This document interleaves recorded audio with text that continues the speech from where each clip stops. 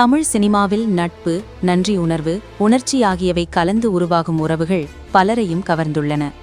அந்த வகையில் இயக்குனர் விக்னேஷ் சிவன் மற்றும் நடிகர் தனுஷ் இடையேயான நட்பு ஒரு காலத்தில் மிகவும் பேசப்பட்ட ஒன்று.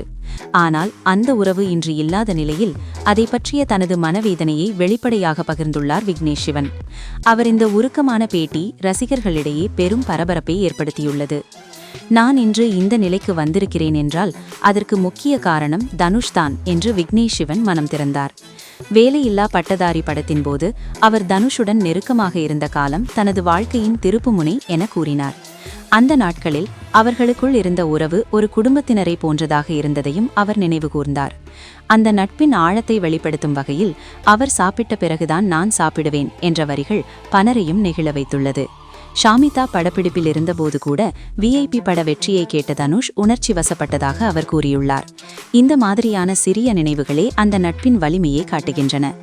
இவ்வளவு நெருக்கமாக இருந்த உறவு இன்று இல்லாததுதான் விக்னேஷ் சிவனை அதிகம் பாதித்துள்ளது.